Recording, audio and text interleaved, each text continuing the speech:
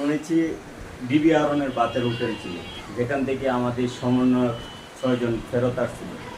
কিন্তু এখন সমন্বয়ক গ্রহ যে বাতের হোটেল, এখান থেকে তো ফেরত আসলো না। কি প্রয়োজন ছিল ভাই এরকম একটা প্রতিবন্ধী এতিম ছেলেরে এইভাবে আপনারা মেরে ফেলার জন্য? কি দরকার ছিল? কারণ সে তো একটা অসহায় এবং এতিম, মা নাই, বাপ নাই, ভাই নাই। আপনারা তারে ভাত খাওয়ালেন, খাওয়ার পর তাকে মেরে ফেললেন। এটা আপনাদের কেমন ধরনের শিক্ষা? কোন শিক্ষায় আপনারা বড় হয়েছেন? কোন শিক্ষায় আজকে আপনাদেরকে এতটুকু হিংস্র দানব বানাইছে? আমরা জানতাম যে ডিবি আরন বাংলাদেশের একটা সবচেয়ে বড় দানব।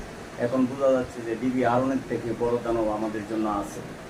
এখন আমাদের ভয় হচ্ছে যে আমরা কি ভুল করলাম নাকি। আমরা জানি আমরা সকলেই মিলে এই দেশ থেকে একটা স্বৈরাচার সরকারকে আমরা পতন করাতে পারছি, সেটার জন্য আমাদের সকলেই মিলে করেছি এবং আমাদের ছাত্র ভাইরা আমাদের প্রধান ছিল। কিন্তু এখন তো মনে হচ্ছে আমরা এইটা একটা বড় ভুল করছি। কারণ যদি এই ভুলটা না হতো তাহলে আজকে আপনারা এরকম করতে পারতেন না। ডিবি আরনও তার বাতের হোটেলে আগে খাওয়ায় ছবি পোস্ট করতো, সকলকে জানাইতো, তারপর আর ফেরত আসতো না। কেউ জানতোই না সে বেঁচে আছে না মরে গেছে। আপনারা ঠিক সেম কাজটাই করলেন ডিবি আরনের মতো। তাকে আগে ভাত খাওয়ালেন, ভাতের ডাল কেমন হয়েছে, ভর্তা কেমন হয়েছে জিজ্ঞাসা করলেন। একটা প্রতিবন্ধী ছেলে, পাগল ট্যাক্টার, এই চোর সঙ্গে আপনারা এইভাবে মেরে ফেললেন।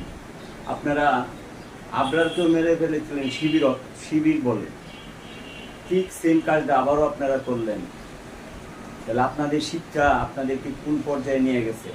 আমরা কাদের হাতে এই দেশটা তুলে দিতেছি? আমরা কি জানি যে তারা কি সঠিক কিনা? এটা আমাদের এখন এই দেশের আমাদের যে 20 কোটি যে মানুষ আছে তাদের কাছে আমাদের এখন প্রশ্ন হয়ে দাঁড়াইছে যে আমরা কি সঠিক করতে পারতেছি না ভুল করতে পারতেছি। কারণ ওই ছেলেটার জন্য বিচার চাওয়ার মতন কেউই নাই। তার মা বাপ ভাই ছিল একজন পুলিশের কর্মকর্তা ছিল, সেও মারা গেছে। বাপ মারা গেছে অনেক আগে, মা মারা গেছে 5 বছর আগে। কেউ এখন বিচার চাইতে পারবে না। তারপরে এখন যেহেতু আপনাদের কয়েকজনকে গ্রেপ্তার করছে, আমরা এটা সঠিক একটা বিচার চাই।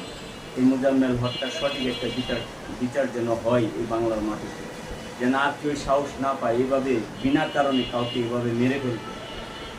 এই সাহসটা যেন আজকের পর থেকে আর কেউ যেন না পায়।